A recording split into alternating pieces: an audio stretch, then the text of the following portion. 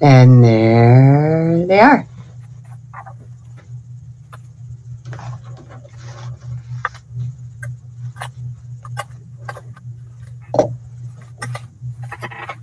I just need a moment.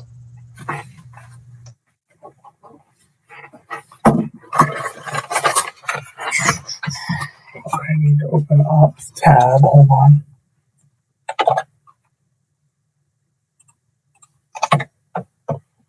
And do this. Send you there.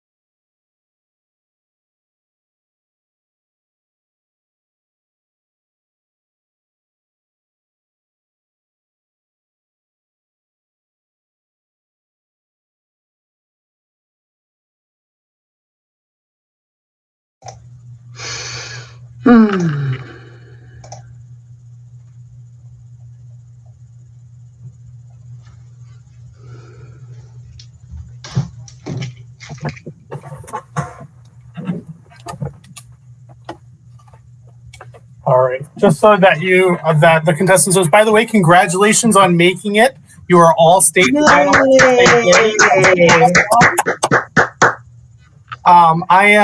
I am going to be looking at my other monitor because it makes me be able to see you better. If I look on my little laptop screen, I can barely see. So if it looks like I'm not looking at you, it's because I actually am looking at you. So, all right. I usually need about a minute or so after each presentation, folks. So I will let you know when I'm ready. And then you can certainly, because a lot of you are in the habit, you want to say still, judge and timer ready. And that's fine with me. It's not going to make me angry. You know, like I'll just nod my head though, because I mute after I tell you I'm ready. Okay. Sounds good. Thank you.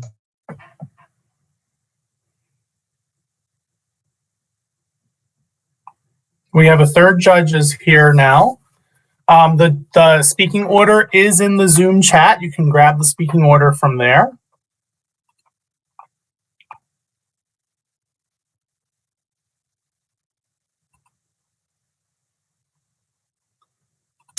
I just wanted to let the judges know and other competitors too. I have a tic disorder, so I will be turning off my camera so as not to distract the other competitors. I don't want to have any, weird movements or anything. So.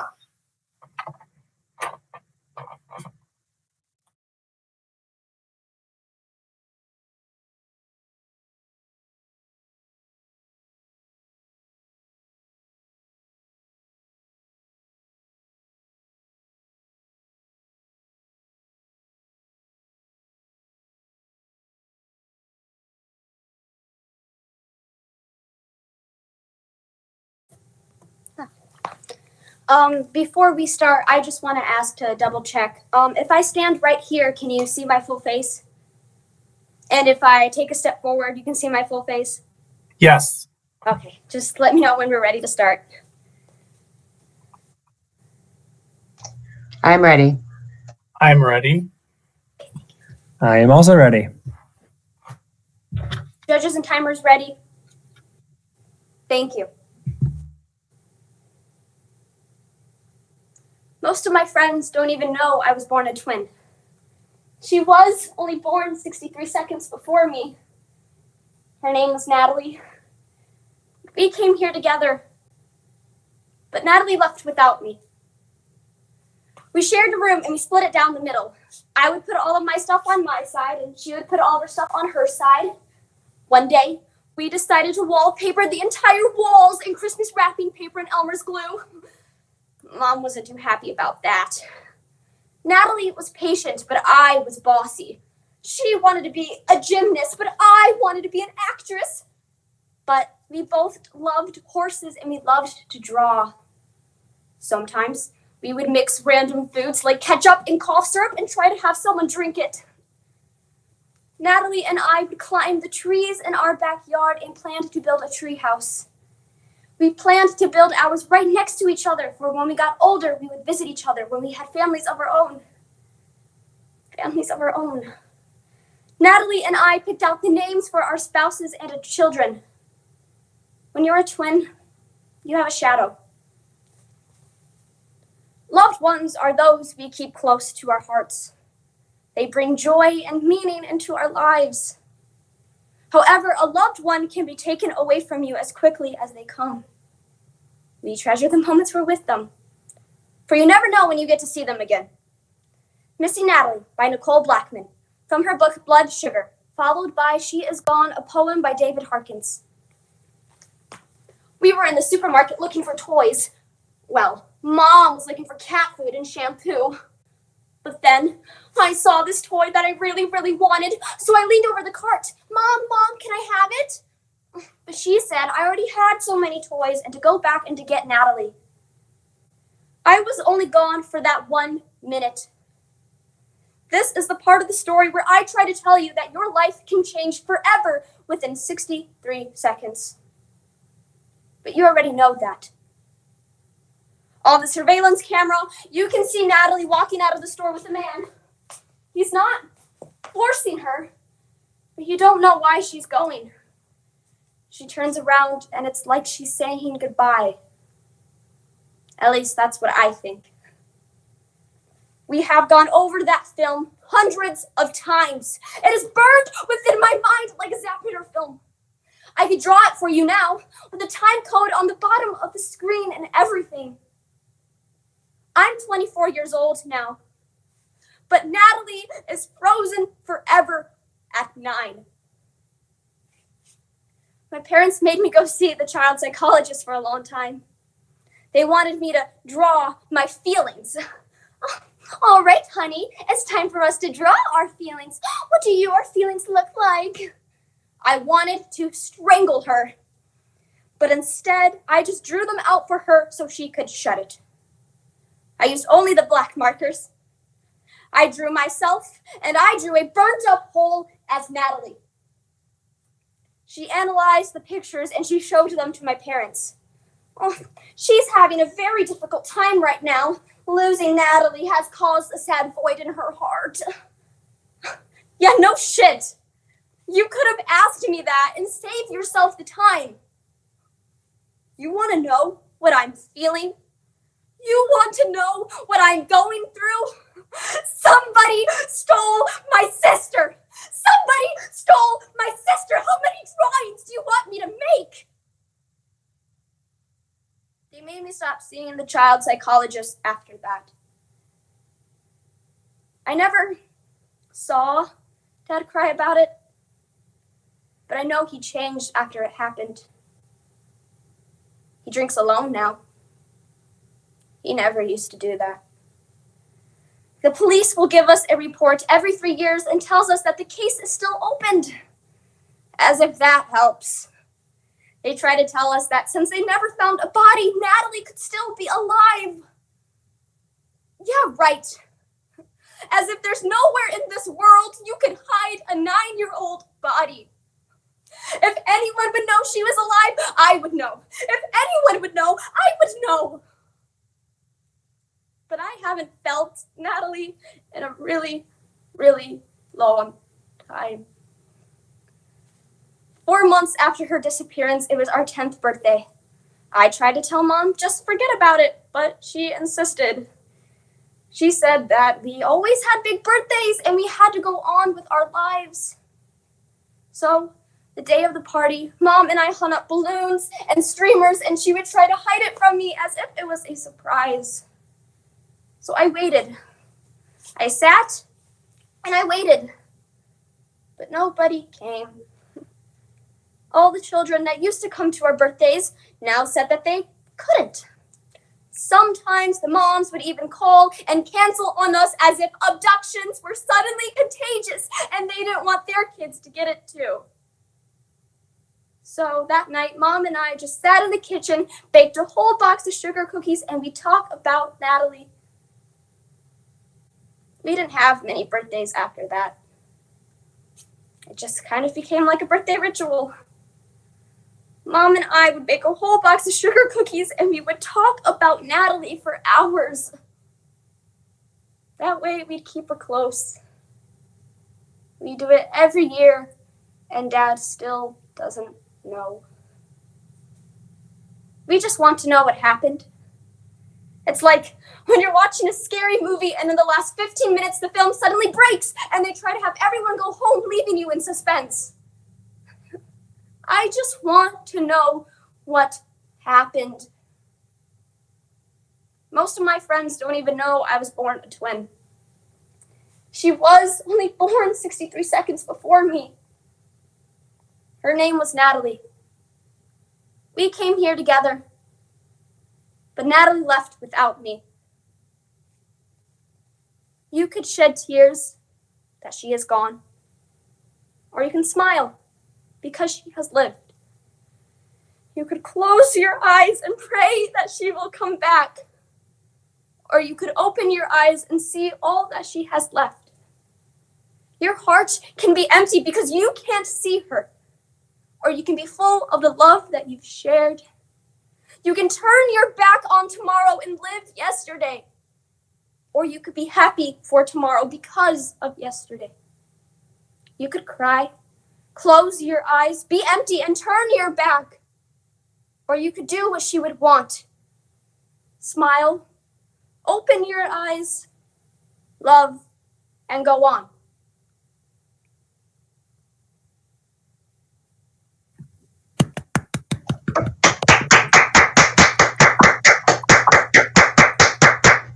Thank you. I have your time at I have a time of 7:34. Other judges? I agree.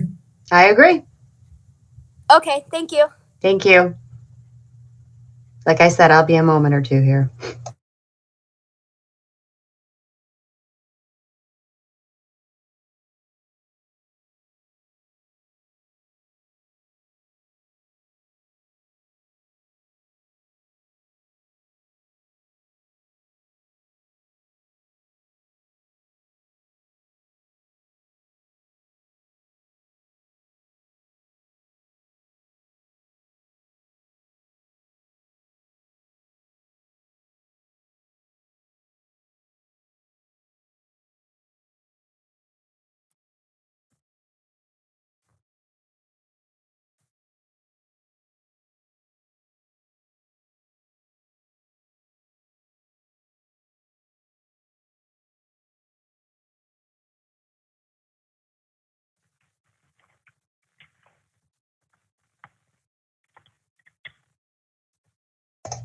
I am ready now when everyone else is.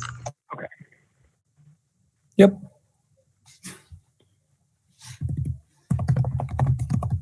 All right. So P060 is our next speaker. Give me 1 second to change my screen over.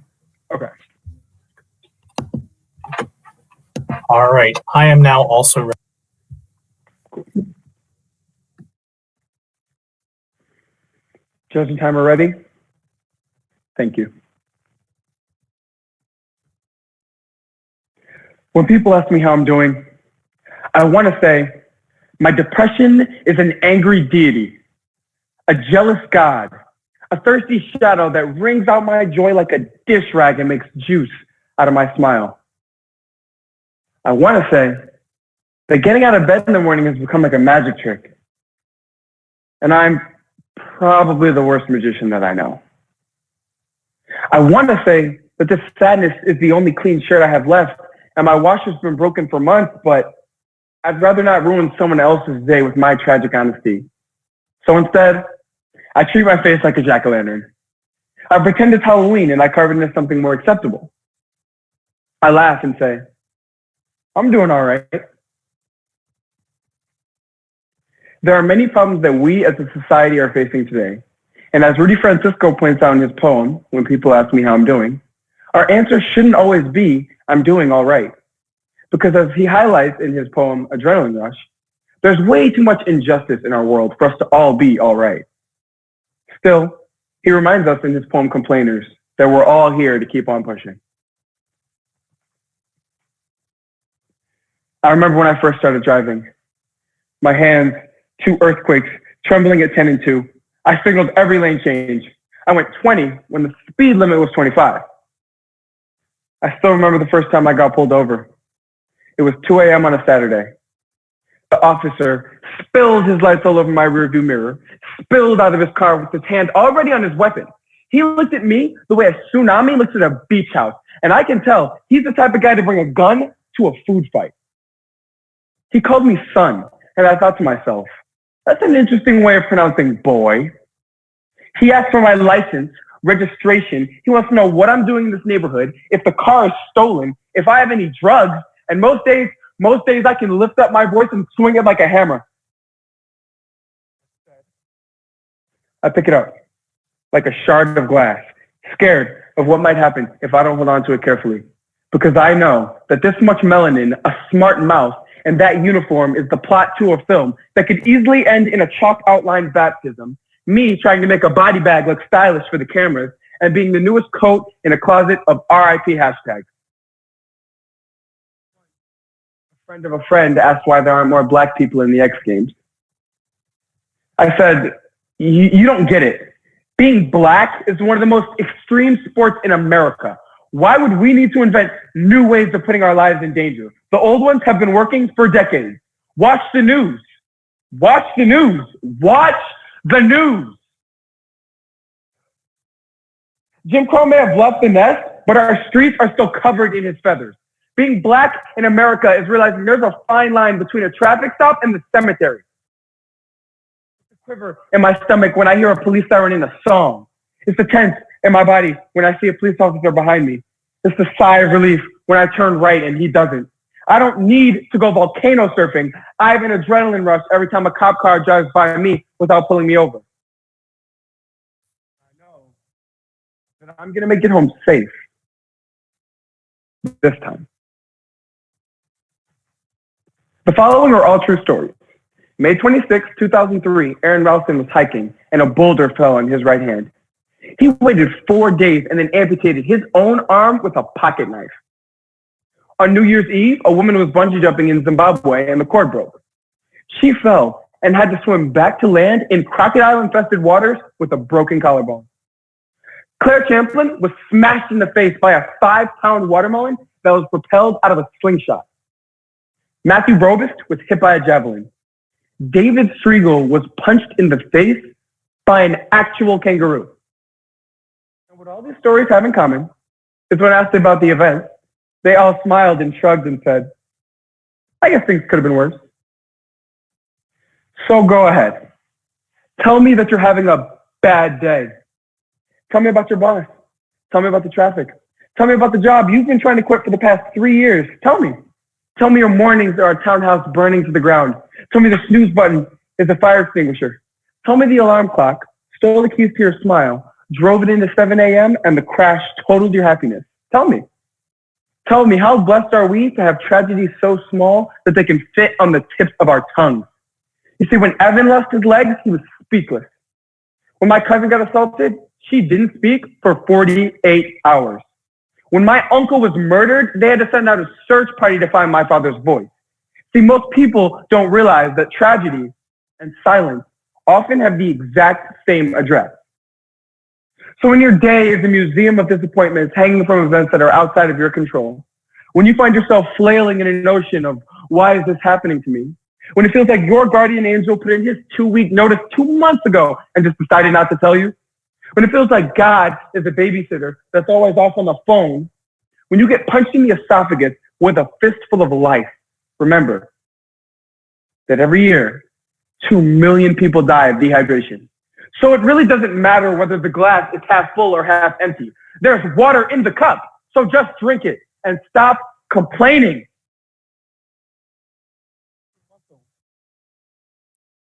By repeatedly lifting things that are meant to weigh us down. So when your shoulders get heavy, stand up straight. Call it exercise. Life is just a gym membership with a very complicated cancellation policy. Remember that you will survive, that things could be worse. Remember that we are never, ever given anything that we can't handle. Sometimes, when the world crumbles around you, you just have to rebuild it with the pieces that are still here. Remember that you are still here.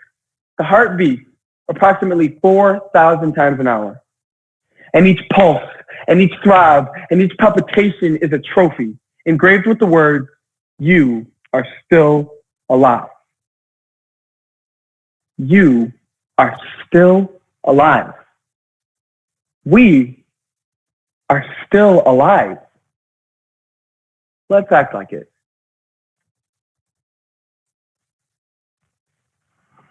Thank you.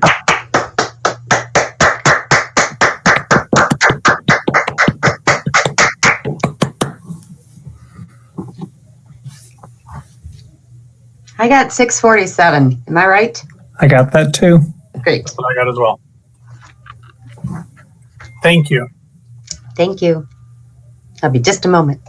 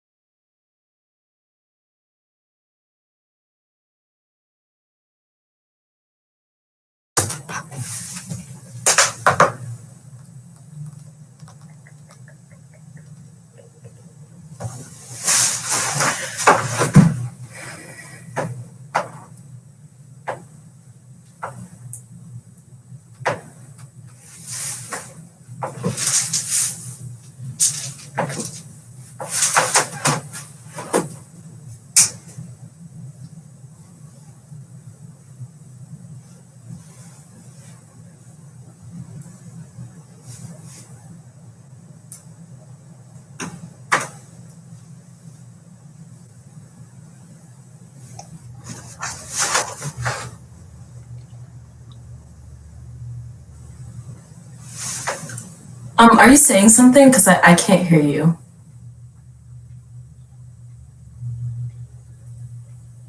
I wasn't saying anything, sorry. Oh, sorry. I thought the other judge was saying something. No, I was looking for you. Oh, okay. Ready now. Thank you. Okay. Judges and timers ready?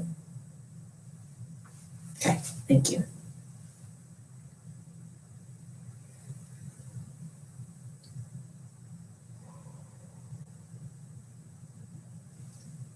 Give me your hand. Make room for me to lead and follow you beyond this rage of poetry.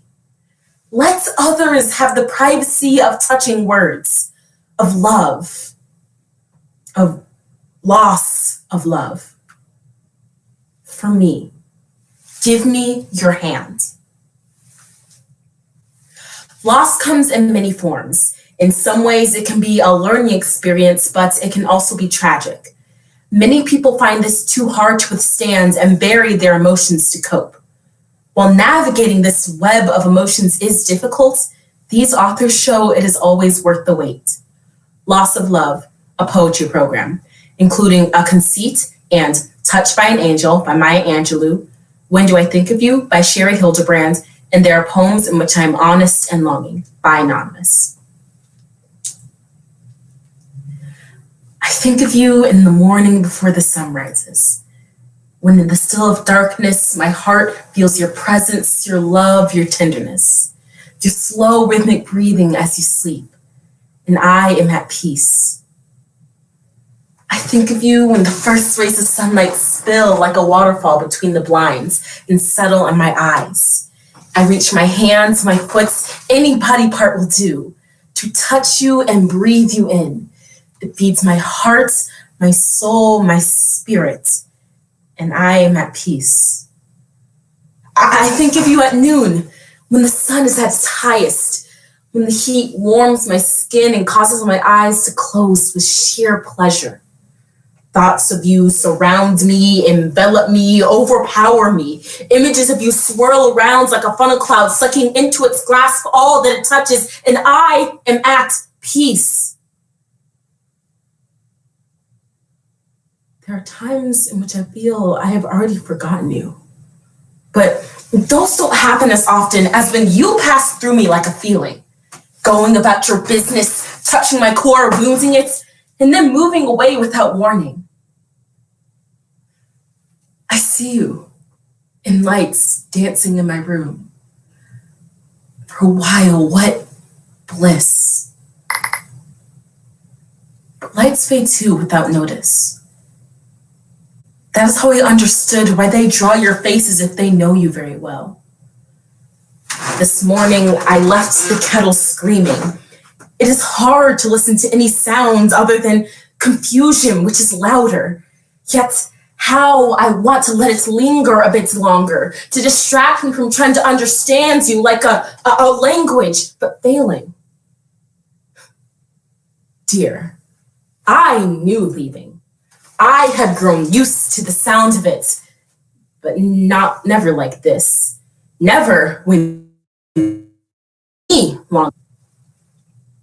Longing is a thing you taught me. Longing is an insect that stings. Longing is a song on repeat. Longing is a period drama that said it was every day implied, but never declared. Longing is a place I do not want to be at. Longing is a music festival with a sea of 1,000 faces, but with yours I'm trying to find. Longing is a quiet bench by the park. Longing is me forgetting what beer tastes like without your memory in it. Longing is me wanting to tell you about my drunken nights. You used to know about those nights. Now, I only talk to you in dreams. In one dream, I touched your hand. I didn't see your face, but I knew it was you. Like the pain that tapped my shoulder so that I could wake up. It had no skin I could tear off, but I knew it came from you. I sometimes sit by the window, trying to feel only the wind. But there you are again, making me think about the day you told me you were stuck 4 hours in traffic. I laughed that it surprised you. Tell me about the ghosts inside your bedroom, and I will tell you about mine, how they fade away when you're nearby. Have you heard of this feeling, how I wanted to die? Just tell me you're close by, or tell me you're far from here. Just tell me anyhow, for I do not know when I will ever stop waiting. Dear, I have been locking the doors hundreds of times. It wasn't my brain that told me I should. It was November, but I want you to know I still have my windows open.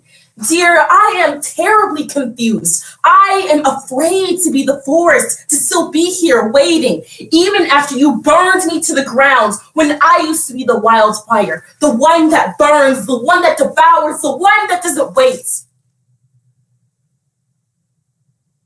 But now I am the ash, defeated, longing to rise once again back to myself, longing to not feel you anywhere, longing to not feel. But, dear, I am still terribly confused.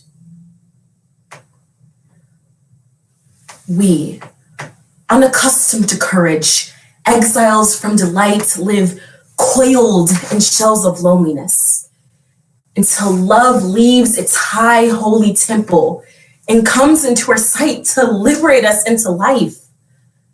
Love arrives and in its train comes ecstasies, old memories of pleasure, ancient histories of pain.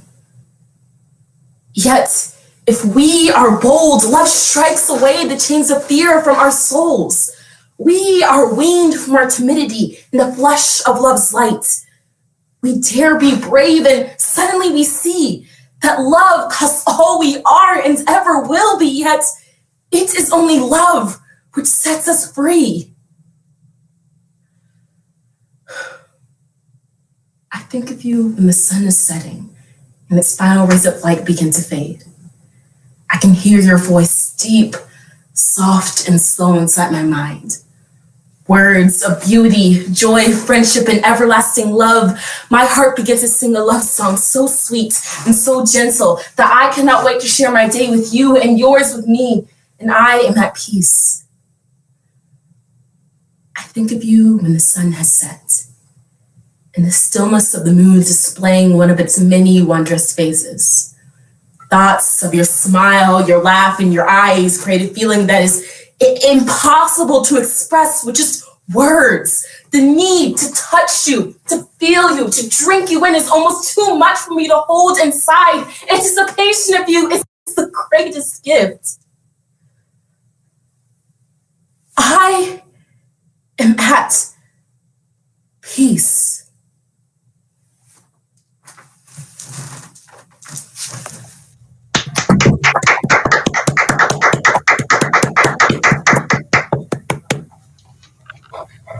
Thank you. I had 757. I did too. I did too. I just need 1 minute to move everything around, so my camera will be off for a second. I had 601, sorry. 60.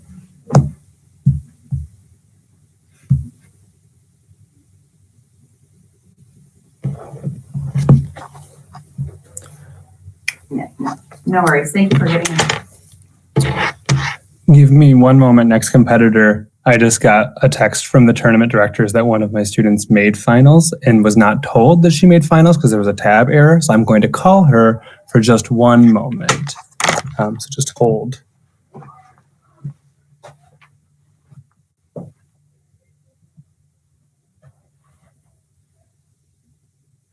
No, you're all set. Yep, no, you're fine. It's 62, just so you know.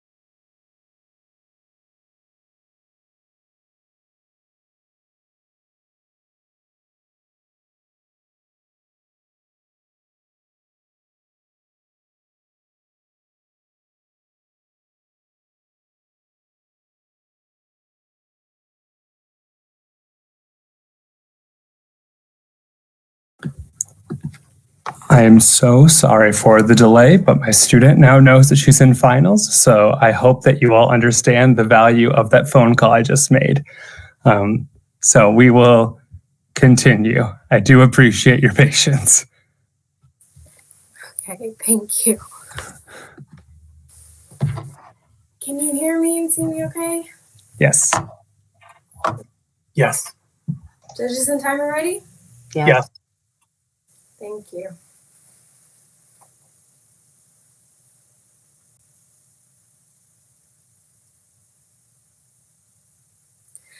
Pretty women wonder where my secret lies. I'm not cute or built to suit a fashion model size, but when I start to tell them, they think I'm telling lies. I say it's in the reach of my arms, the span of my hips, the stride of my step, and the curl of my lips. I'm a woman, phenomenal woman. That's me. As a little girl, I wanted to have the fairy tale ending like the stories I loved so much. And I thought that meant I wanted to be a little white girl. And I named her Ashley Anderson. She had strawberry blonde hair. There are many little Black girls who live in the same mindset I was in. So today I'm going to share a collection of poems telling a story about self-assurance from the perspective of a Black woman, from being a child to a mother to teaching her daughter to being in the workplace. For me, as a proud, not so little Black girl.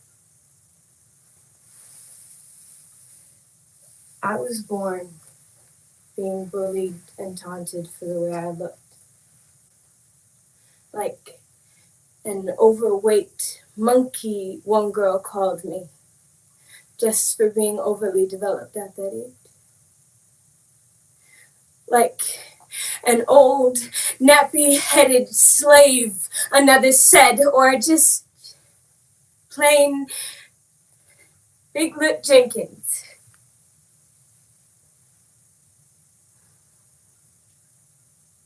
I was born terrified to be myself. So, what shall I tell my children who are Black of what it means to be a captive in this dark skin? What do I tell my dear ones, fruit of my womb, of how beautiful they are?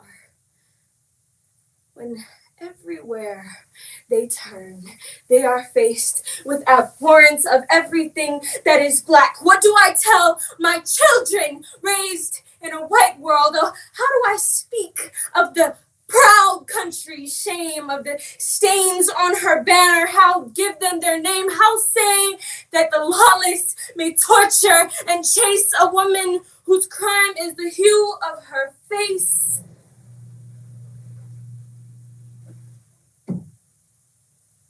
I have drunk deeply as of late from the foundation of my Black culture. Sat at the knee and learned from Mother Africa the truth of my heritage, so often obscured and omitted. I find I have much to say to my Black children. Dear little Black girl,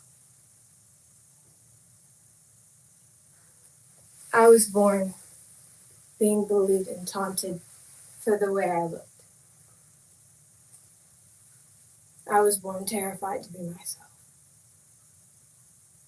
Dear little Black girl, in my dream body, I have no scars, just beautiful porcelain white skin. I have straight, long, blonde hair down to my waist. Dear little Black girl, you don't need thin lips or straight blonde hair. Dear little Black girl, your scars and bruises will soon become polished. And as you navigate your way through this torn and tattered thing called life, Don't forget to hold your head up. You will never fit in the mold they have created for you. Instead, you will shatter it. A strong Black woman is what you will be. Those aren't the traits that others will see. They will label you things you never thought you could be. They take my kindness for weakness. They take my silence for speechless.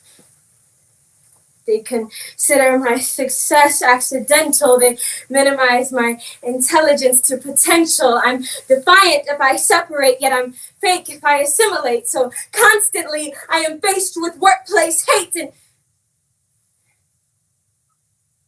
my character is constantly under attack, and pride for my race makes me too Black. But what do they know?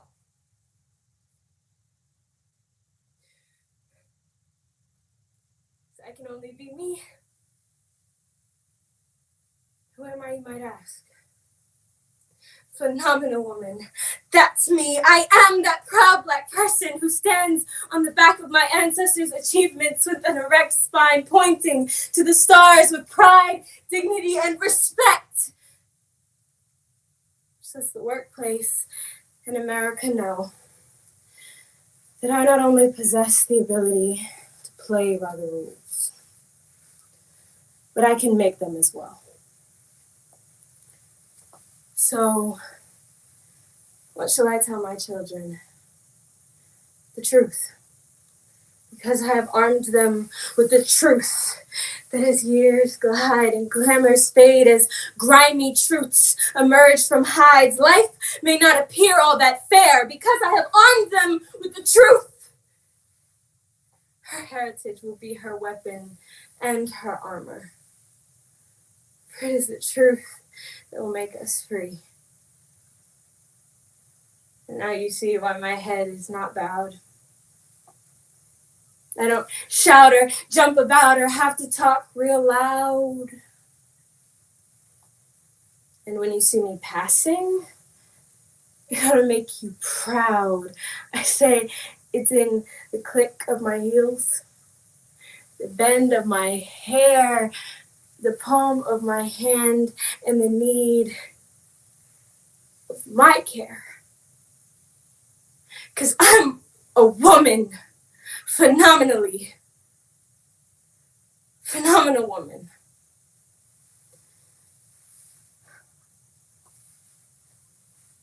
That's me. Thank you.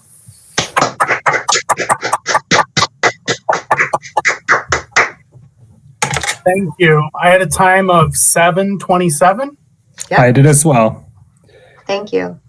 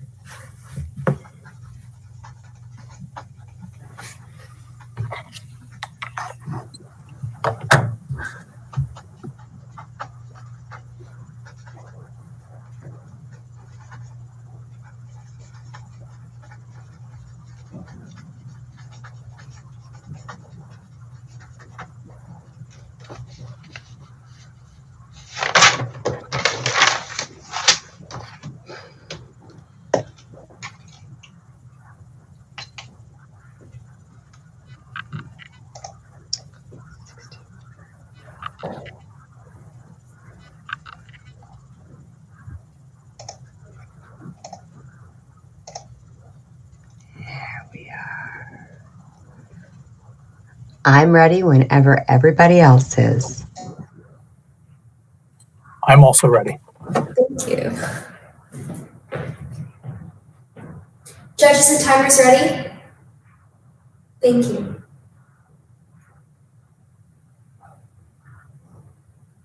I remember when I first learned my ABCs. A is for apple, B is for bird, and C is for cat.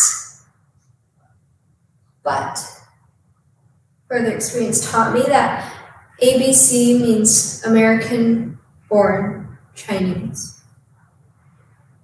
If you ask me if I'm fluent in Chinese, I will tell you my Chinese is a ghost. Lodged in my throat, a dried up flower I tore from the ground long ago, rootless. The Chinese virus, a terrible, offensive phrase that associates an entire community with the global pandemic, transforming mass panic into anti-Asian racism. For me, my heritage has always been a source of pride. So with racism towards Chinese Americans reaching a fever pitch, I feel shock, I feel grief, and above all, I feel anger. Currently, America is in the midst of a great racial reckoning, so it's more important than ever to really hear and understand people of color. My Chinese by Athena Chu and A to Z American-born Chinese by Sophia Nguyen. A is for adjectives, words used to describe nouns, words used to divide and separate. B is for Bruce Lee, a character people associate with me, asking, do you do karate? My Chinese is missing pictures in a photo album the first day of preschool. Mouth full of useless characters, the bitter aftertaste of a new language. C is for chopsticks, a utensil that keeps my culture together. D is for dog, because every time I see one, I just can't help the desire to eat it. My Chinese is kneaded dough cut into little circles, filled with meat and folded over. My Chinese is a racist joke I threw in the garbage, wrapped in a napkin and stained with my culture. It made a sound as it hit the bottom. Chink. Chink. As in the weakness and armor. Chink. As in crevice, gap, hole, chink. As in the slits they called our eyes. E is for eyes, because when I was born into this world, it was too beautiful for me, so I squinted in order to take a better look. F is for face. When facing the reality that some people glance and walk away, seeming to already know who I am. G is for gook.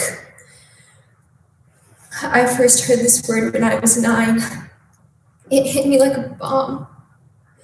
My Chinese remembers Yellow Peril hysteria, Chinese Exclusion Act, remembers the clanking of metals onto railroads as immigrants built trade tracks to connect this country. My Chinese remembers. H is for Harry Potter. I took a test to see what house I was in. Ravenclaw, just like Cho Chang. I is for ignorance, but it's okay. Here is a chance for you to shed it. J is for Jeremy Lin, Michelle Kwan, Yo-Yo Ma, and Maya Lin. These people widened my path. K is for Kung Fu. Apparently, some people can't tell the difference between things that come from China and things that come from Japan. L is for language. If you ask me if I'm fluent in Chinese, I will tell you my Chinese doesn't think it belongs here sometimes. M is for Mandarin because in order to communicate with my grandparents, I needed to learn this language. N is for nationality It is something no one chooses, so every time you mistake me, it strips me away from my individuality. O is for opposite. No one notices me until they stop, then stare.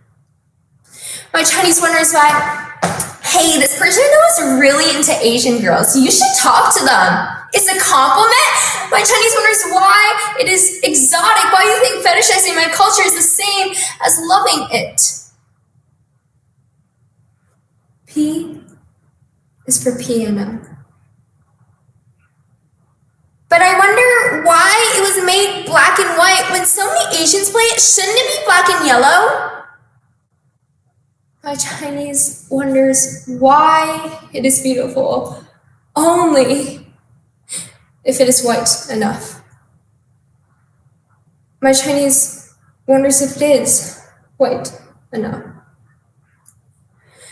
Q is for questions like, where are you from? Or where were you born? As if I had a sticker on my back that said, made in China. R is for race, because you can see race and assume based on it too.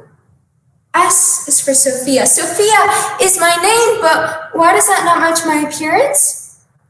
Is it not ethnic enough for you? T is for typical, as in typical Asian. U is for understanding, because I want you to understand that V, violence, is not the answer.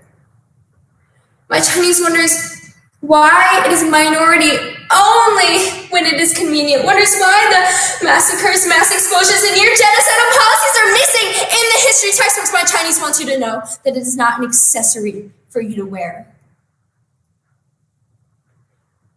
W is for warm. For the warm love from family and friends, but something bounces out my pride. A heavy stone is taped onto my back. My Chinese sits quietly at family reunions, reaching for words, but only finding air. X is for xenophobia. Where are you from? China? Japan? Korea? Surely not America. Y is for you, because you can make a difference. If you ask me if I'm fluent in Chinese, I will take you to the grave where my Chinese lives. On the tombstone it says, here lie decomposing words. Here lie broken skeletons and broken sentences. Here lie rotting corpses and rotting cultures. Here lie the missing limbs of history. Z is for zealous. Zealous is what I'll be when this will go down in history. Here, in memory. Here, take a shovel and dig with me. Thank you.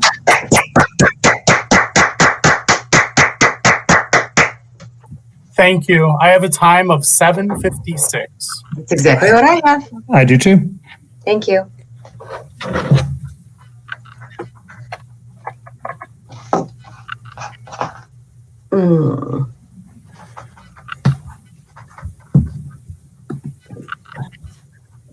Before I start, I have two preliminary questions. One, are you able to hear me? Yes. Perfect. And if I stand on top of my chair right here, can you still see my face? I don't know. No, I cannot. Okay, interesting. No. Let's see if I can move this back. That's so odd. I haven't moved my camera at all.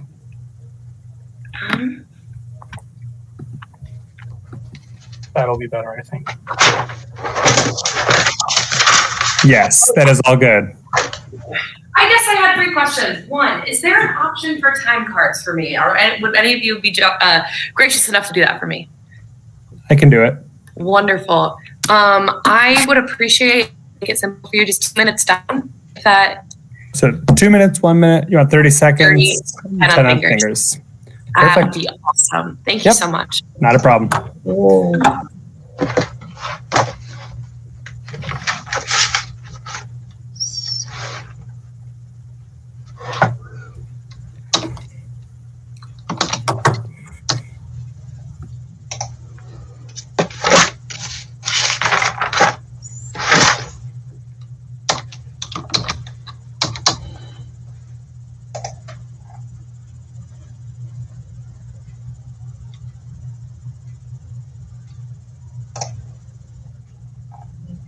I'm just waiting to hear that the other judges are ready. So, yeah. Can I go ahead?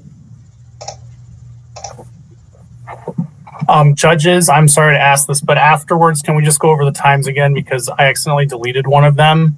So I don't need to do it right now, but at the end, can we just verify all the times for the competitors, please? Not a problem. Absolutely. Yep. Thank you. And I am ready when the other judges are ready. And I am now ready. So thank you. Awesome. Thank you all so much.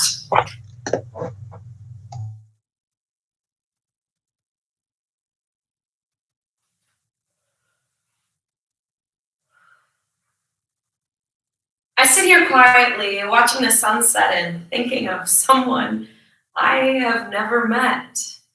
Cold-fingered boy, mustache shadow, smoking and doing who knows what else.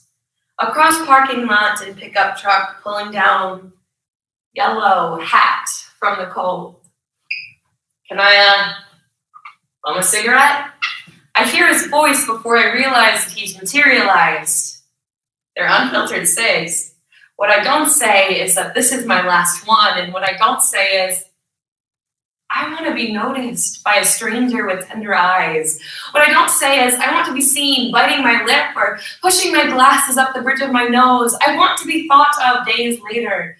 What I don't say is I want to be noticed as much as I notice. He shakes that yellow-clad melon and doesn't care that it's my last one, so I hand it to him, tobacco like wood chips clinging to my extended fingers. The cig is some hipster shit. He laughs and walks back. I see my cigarette glow to life, and I flick my lighter next to the pavement, hoping for some outcome. Do you think maybe we could start something new? I don't want to be a rarity, a full moon that only floats in your midnight sky once a month. Ask me who my favorite artists are. Ask me what my favorite season is. Ask me where my favorite memories lie. Ask me where I'd love to go, what I'd love to see. Ask me why I cut my hair the way that I do. The word trichotillomania is a mouthful, and the obsessive-compulsive diagnosis behind it is no less complex. Characterizable by the incessant urge to pull out one's own body hair, I have been dealing with trichotillomania for the last 7 years. These poems explore the reality of what it's like to live with such an unfamiliar disorder and how a genuine relationship can ignite motivation for recovery. The Day We Met, a poetry program.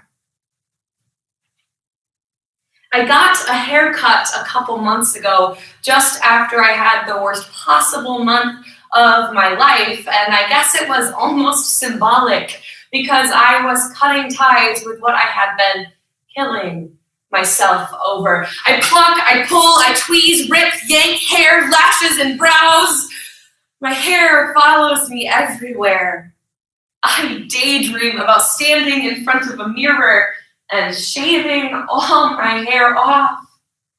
I can't stand looking at it anymore. I don't even like when it touches me. Sometimes, though, I look at myself and think, it could be worse. I'm doing better. Then I rip my self-confidence from my fragile being and throw it to the floor as it shatters into a million tiny pieces of hair. Hair clings to everything. My hands, my clothes, my soul. I can never escape the tiny strands of hair I have pulled from my weeping body. I want to escape from reality. I want to go to empty parking lots, innocent and free. Bring it on, catastrophe, nicotine, dopamine, 17, and we sing to the sky like lunatics in the early dawn. I remember the day we met like it was yesterday. He blew into my life like a sweet summer breeze, complimenting my haircut and style. We stood together through the laughter and the tears. It was perfectly senseless.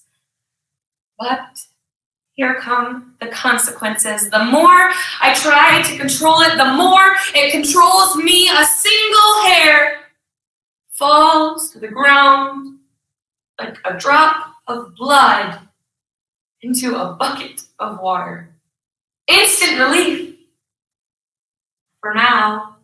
Every day, like a slow record on repeat, bed becomes the only escape of it all. I have shut everyone out and lost the key to the door.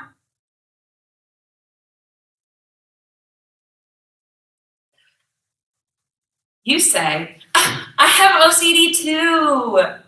Those words roll off your tongue with ease. Meanwhile, I try to explain that it's not OCD that I have.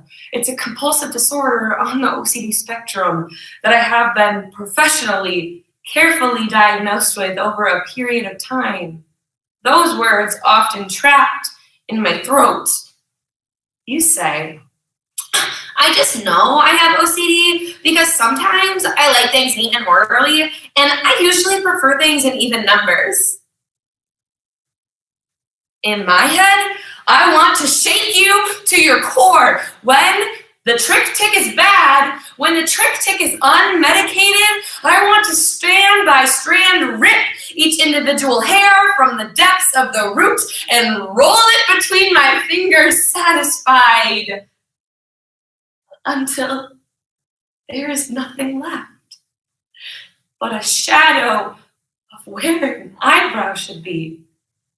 An animalistic urge to start on the other brow until I stop and become so embarrassed. I cry when I look in the mirror. I carry fidget spinners down the halls of my campus, hid my toys in class shamefully. I'm sorry if my actions are disruptive. My moods were eruptive. Feel the shudder as that carefully selected victim is plucked with delicate precision from its prison. I remember the day we met. Like it was yesterday, when my world turns upside down, you are the first one in line, waiting to pull me back in, to keep me from floating away. I find myself putting sticky notes with positive words written on them up beside my bed in hopes that maybe some encouragement could help me. I have been stuck inside this negative purgatory for so long, and I am done with that. I have cried, ripped out almost all of my hair, and let myself be angry. Recovery is hard. Recovery is not linear. It is not first you do this, and then you do this, and now it is all better. No. Recovery is described as a mountain, but I am on my path to the top. It's a narrow path filled with pain and self-discovery and a sense of wonder as I struggle to keep my balance. But step by step, I rise in elevation, growing calluses and healing wounds, sometimes though losing my direction. I stop, look up, and admire the beauty of life around me. As I sit here quietly, watch the sunset, thinking of somebody I have met. Cold-fingered boy, mustache shadow, smoking and doing who knows what else.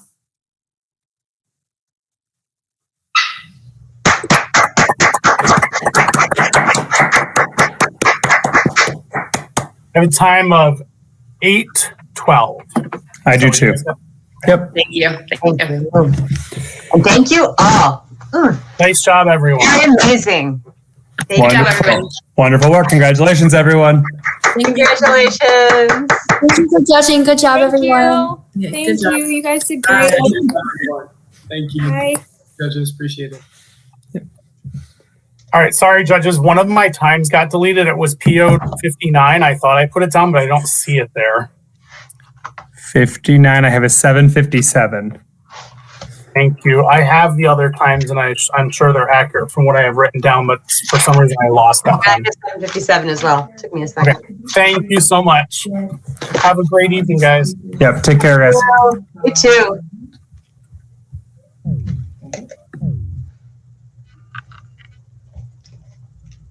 Courtney, why are you in here?